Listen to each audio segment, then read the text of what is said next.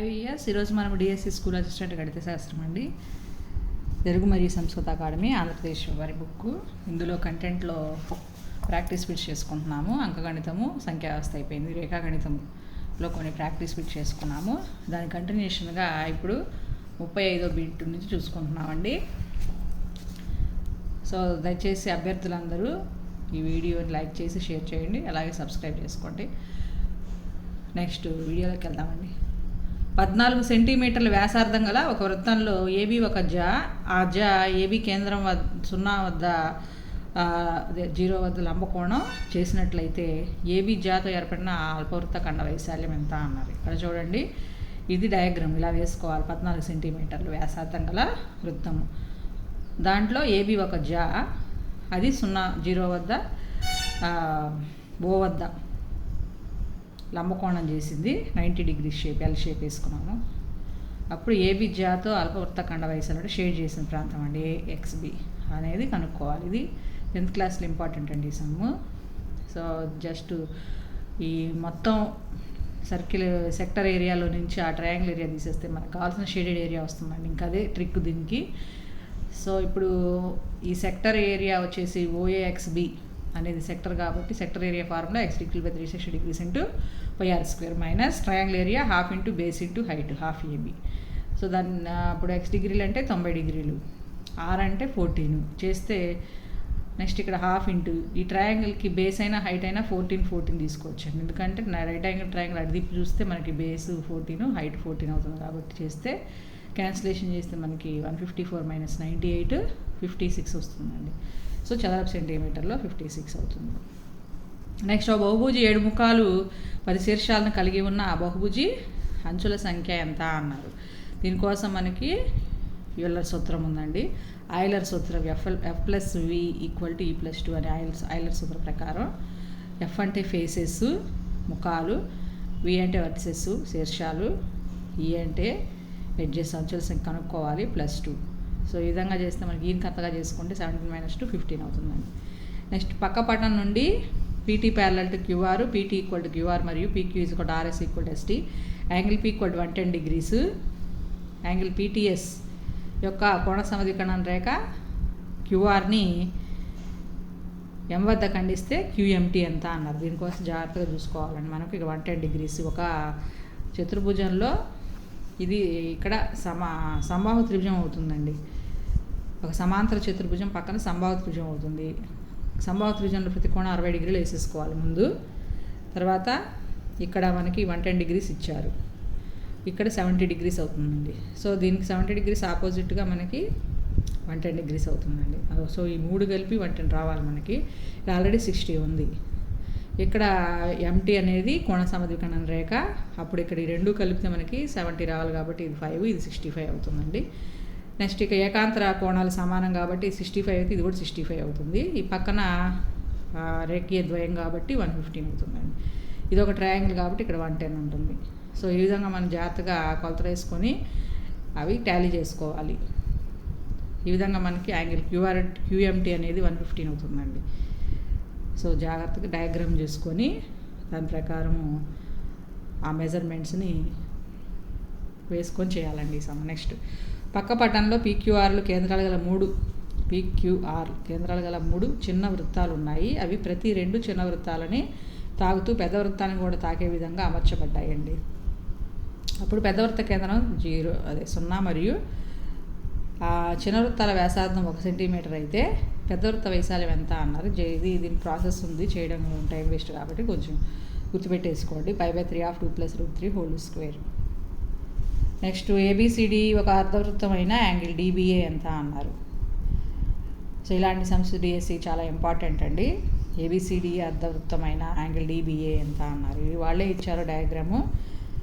అర్ధవృత్తంలో కోణం 90 డిగ్రీలు కాబట్టి ఇక్కడ ఎల్ షేప్ 90 డిగ్రీలు వేసుకున్నామండి. ఇక్కడ ఆల్రెడీ వాళ్ళు 30 డిగ్రీలు ఇచ్చారు. సో నెక్స్ట్ ఇక సరే ఇక్కడ 20 డిగ్రీలు 30 డిగ్రీలు 20 30 కుడితే 50. ట్రయాంగిల్లో మనకి మొత్తం 3 కోణాలు మొత్తం 180 కాబట్టి ఇక 130 ఉంటుందండి. అది 130 ఉంటే ఇది ఒక చతుర్భుజం కాబట్టి దానికి ఎదురు ఆపోజిట్ యాంగిల్స్ని సమ్ చేసినప్పుడు 180 రావాలి కాబట్టి ఇక్కడ 50 అవుతుందండి. 50 + 30 80. ఇక్కడ అది 10 అవుతుంది. సో ఇక్కడ 90 ఉంది. సరిపోయింది. ఇక్కడ 10, 30, 50, 90, ఇది 90 అవుతుంది. నెక్స్ట్ ఇక్కడ 90, 50 వచ్చేసింది. 50 వచ్చినప్పుడు 50 ఎలా వచ్చింది మనకి, ఇక్కడ 130 ఉంది కాబట్టి 50 వచ్చింది. సో 50, 90, 140, 140కి ఇంకా ఎంత యాడ్ చేస్తే 180 వస్తుంది, 40 డిగ్రీస్. ఆ విధంగా కొలతలు తీసుకొని ముందు జాగ్రత్తగా. నెక్స్ట్ వాళ్ళు ఏమి అడిగారు చూడండి, డిబిఏ అంటే 40 డిగ్రీస్ వస్తుందండి. సో ఈ విధంగా చేయాలి ఈ సమ్ము. జాగ్రత్తగా మెజర్మెంట్స్ వేసుకొని చేయాలండి. నెక్స్ట్ 40th సమ్ము. పక్క పటంలో ఓ కేంద్రంగా గల వృత్తానికి బాహ్య బిందువు పి అయితే పి నుండి గీచిన ఛేదన రేఖ ఖండాలు పీసీ మరియు పీడీ ఈ వృత్తాన్ని వరుసగా ఏబీల వద్ద ఖండిస్తున్నాయి. పిఏ ఈక్వల్ టు ఏ మరియు పీబీ ఈక్వల్ టు ఏబీ అయితే PC plus PD is to PC minus PD equal to ఎంత అని అన్నారు. దీనికోసం మనకి సమ్ చేసుకోవాలండి. నెక్స్ట్ వీడియోలో కంటిన్యూ చేస్తాయి ఈ సమ్ము. పక్కపటంలో ఏబీ అనేది ఓ కేంద్రంగా గల వృత్తానికి వ్యాసం అయిన యాంగిల్ ఏసీడీ. ఈ సమ్ము మీకు ఆన్సర్ కరెక్ట్గా అనిపిస్తే చెప్పండి, ఇది కరెక్ట్ కాదేమో అనిపిస్తుంది, పైనది కరెక్ట్ అవుతుంది, కొంచెం డౌట్గా ఉంది. ఎవరైనా ఇది కామెంట్లో నాకు కరెక్ట్ ఆన్సర్ చెప్పండి. నెక్స్ట్ 41. పక్కపటంలో ఏబీ అనేది ఓ కేంద్రంగా గల వృత్తానికి వ్యాసము అయిన యాంగిల్ ఏసీడీ ఎంత అన్నారు. సో దీనికోసం మెజర్మెంట్స్ వేసుకుంటున్నాము. ఓ కేంద్రంగా గల వృత్తానికి ఏబీ అనేది వ్యాసం అన్నప్పుడు ఇక్కడ మనకి 90 డిగ్రీస్ ఎల్ షేప్ వాళ్ళే ఇచ్చారు 90 అని. సో ఈ విధంగా 90 వేసుకున్నప్పుడు ఇక్కడ పక్కన కూడా 90 అవుతుంది. ఇక ఇది 45 అవుతుందండి. ఇది ఇక్కడ 45, 45, ఇది వర్టికలీ ఆపోజిట్ యాంగిల్స్ ఈక్వల్ కాబట్టి 60, 60 ఈక్వల్. అప్పుడు ఇక్కడ 30 అవుతుంది, 45. ఈ విధంగా మెజర్మెంట్స్ జాగ్రత్తగా వేసుకుంటే మనకి యాంగిల్ సమ్ ప్రాపర్టీ ప్రకారం ట్రయాంగిల్లో యాంగిల్ సమ్ ప్రాపర్టీ ప్రకారం మెజర్మెంట్స్ వేసుకొని చేయడమేనండి ఈ సమ్ము. 45 డిగ్రీస్ వస్తుందండి. వాళ్ళు ఏమడిగారు మనల్ని, ఏసీడీ యాంగిల్ ఏసీడీ ఎంత 45 డిగ్రీస్. నెక్స్ట్ 15 సెంటీమీటర్లు వ్యాసార్థంగా లంబకోణము కేంద్రం వద్ద గల సెక్టర్ నందు పీక్యూఆర్ఎస్ అనేది దీర్ఘచతురస్రం అంతర్లిఖించబడింది.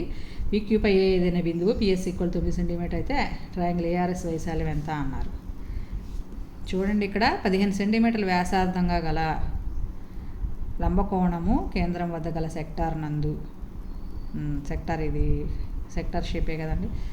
పీక్యూఆర్ఎస్ అనేది ఒక దీర్ఘచతురస్రం అనమాట. పీక్యూపై ఏ అనేది ఒక బిందువు, పిఎస్ అనేది 9 సెంటీమీటర్లు ఇచ్చారు. అయినా ఏఆర్ఎస్ వాల్యూ ఎంత, వైశాల్యం ఎంత, ట్రయాంగిల్ ఏఆర్ఎస్ వైశాల్యము ఎంత అని అంటున్నారు. సో ఇక్కడ వ్యాసార్థం వచ్చి 15 సెంటీమీటర్లు అని అంటున్నారండి. సో ఇక్కడ మనకి 9 ఇచ్చారు కాబట్టి ఇక్కడ కూడా 9 అవుతుంది. ఇక్కడ ఇది కర్ణం వచ్చేసి 9 ఇచ్చారు,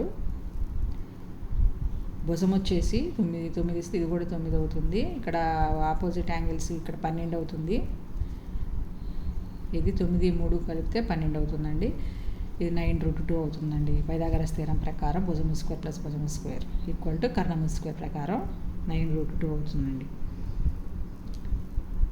ఈ విధంగా జాగ్రత్తగా చేసుకుంటే మనకి ట్రయాంగిల్ ఏఆర్ఎస్ వ్యాసాల్యం వచ్చి 1/2 ఇంటూ బేస్ అంటే 12, హైట్ అంటే 9 చేస్తే 2 6 6 9 54 వస్తుందండి. ఒక్క కొలత ఇచ్చినా కానీ మనం జాగ్రత్తగా చేసుకుంటే ఇది మనకి ఇచ్చారు వాళ్ళు. ట్రయాంగిల్ ఏఆర్ఎస్ వైశాల్యం అనేది చదరపు సెంటీమీటర్లో 54 వస్తుందండి ఈ విధంగా.